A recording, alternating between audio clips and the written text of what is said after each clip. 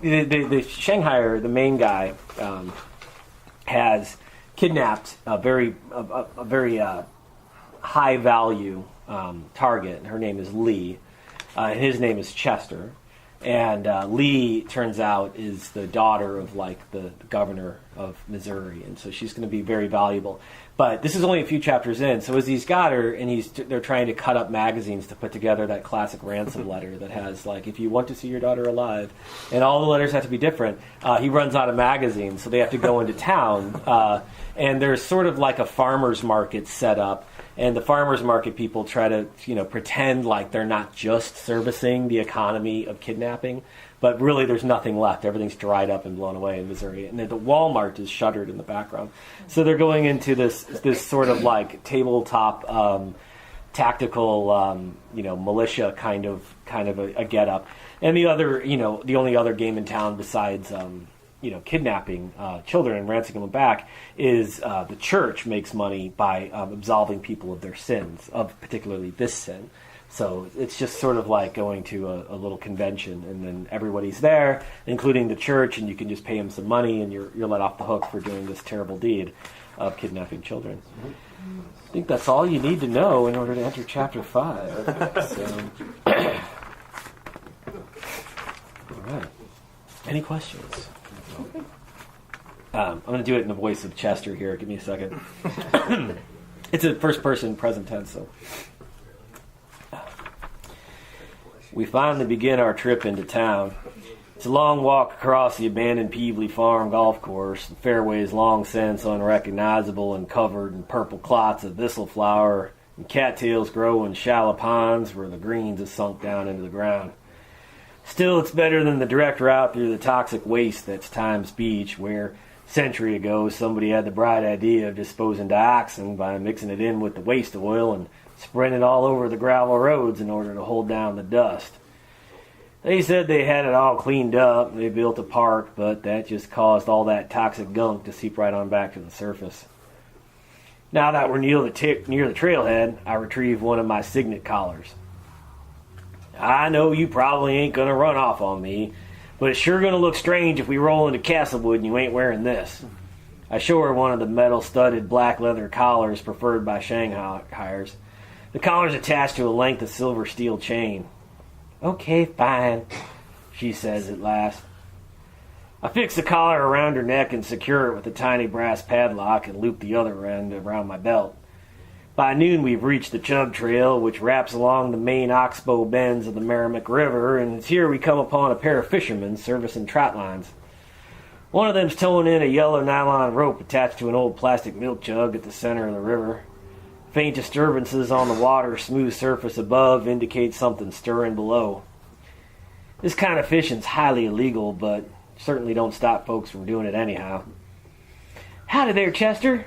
It's Jerry and Mitch. You having any luck out there, fellers? All we found is nothing but cold, wet, and slimy, Jerry yells from the bank. But we'd sure be willing to trade it for what you got, or what appears to be at least two of them things. The fishermen let out a drowsy chuckle together. I don't find it funny.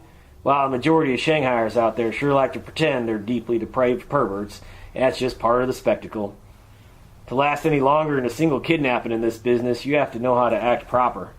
And now that I know old Lumberjack used to be a pederast, I can't help but regret not doing away with the sick fucker myself when the opportunity presented itself.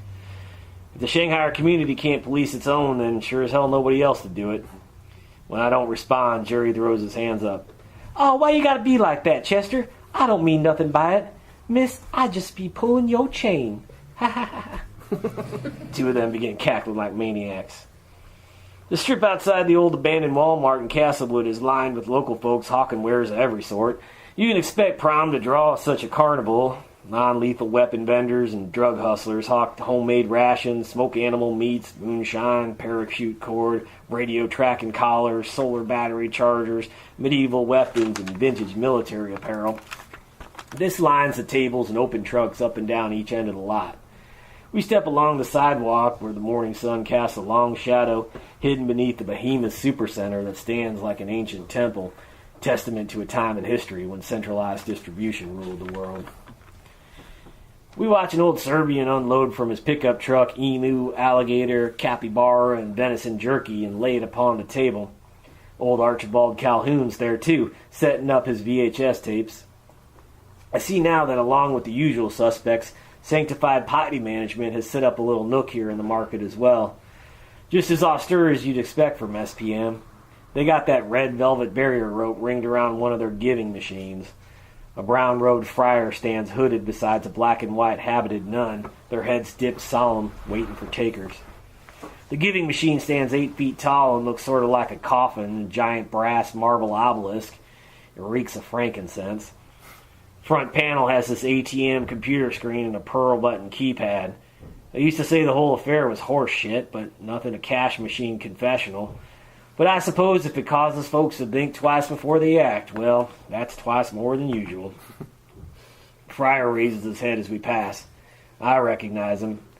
He once had full reign over Lafayette High. It's old iniquitous Ernie. He had a good eye for gene-customized kids, designer children, and it wasn't easy to pick out pink or violet eyes, silver or corn silk hair. Ernie could sniff out that specialized gray matter underneath. You better believe that pays a premium ransom. Good Saturday to you, Brother Chester, he says with a thick Irish accent. Howdy, Ernest, I say, picking up my pace. Out for the lassies now, are we? Do you know that guy? Lee asks. Quiet, I say. I don't want anyone to see me talking with you, especially him. He's seeing you at Mass tomorrow morning, Ernie shouts up to us. We keep moving down the gangway before we come to a long blue awning under which Joe Ramirez keeps shop. God damn it, Chester, Joe says with a hush shout when I find him setting up shop for the day. What are you doing bringing a signet around here like that? He allows an armload of sunchokes to fall into a rubber tote and hurries to lead me away from his wares.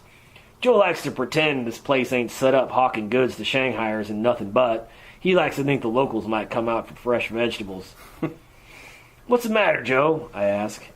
Ain't nobody here yet this morning. This here's a family farm, Chester. Joe leans down to peer down the aisle. What you expect folks to say when you hear I'm buying stock from a Shanghaier? Besides, ain't you supposed to be joined up with Sanctified Potty Management by now? I aim to see the Eureka Prom to completion first.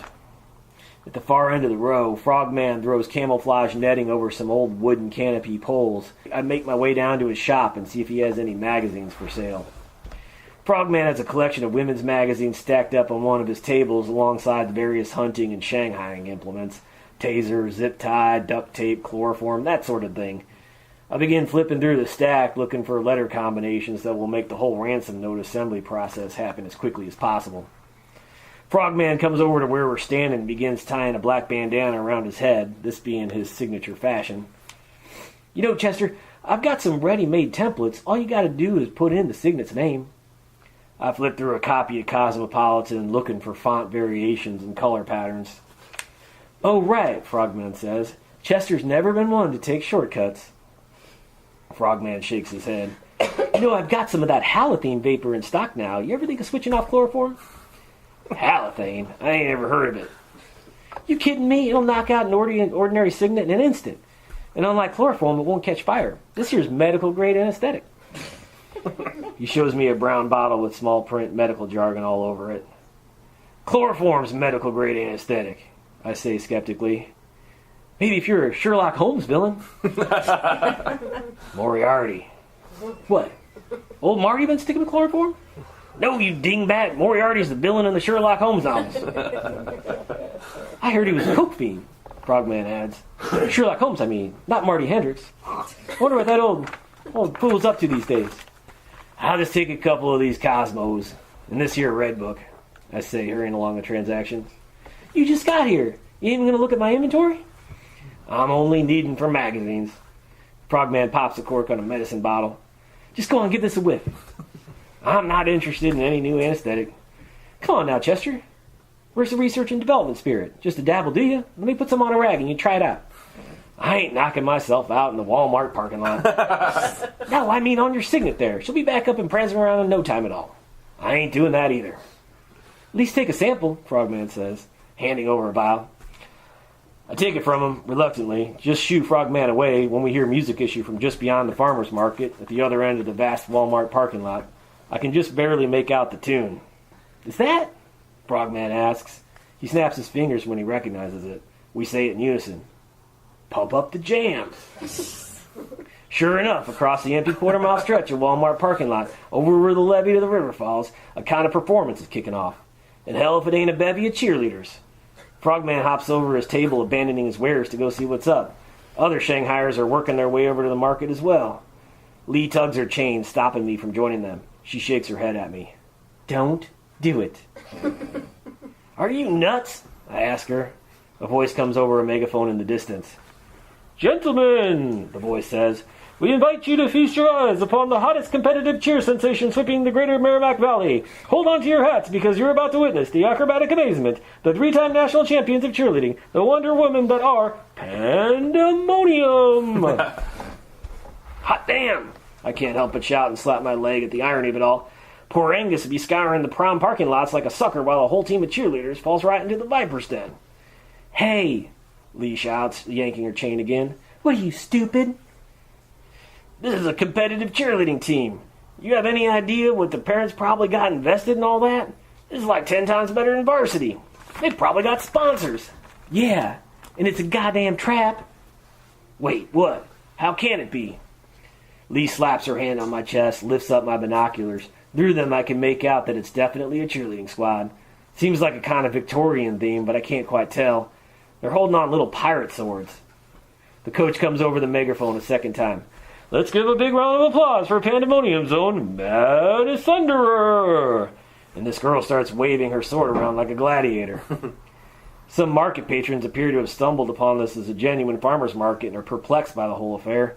Their curiosity is piqued by the impromptu cheer routine, but they ain't exactly rushing over in full sprint for the first dibs on the spoils. Chester, look, you gotta trust me. Let's get out of here while we can. Hang on, they're starting it up. My view's obscured by the sizable mob of Shanghaiers now vying for position. The voice comes over the music again. I can't help but feel like I recognize it from somewhere. Now, girls, on the count of 3, get ready to lunge, and up, and clasp, and 2, and lunge. I can see the girls swinging out with their swords as if it were just a cartoon, and then the heads of 8 Shanghaiers closest to them roll right off their torsos and fall onto the pavement. Holy shit, I cry out. They decapitated them. Shanghaiers and weapons brokers spread out running in every direction. I nearly fall backwards myself. I drop my binoculars just as the cheerleaders begin rampaging through the crowd like crazed Mongol warriors, cutting down everyone in sight. I unsnap Lee's chain and we beat feet back to the tree line. Nice. Thanks.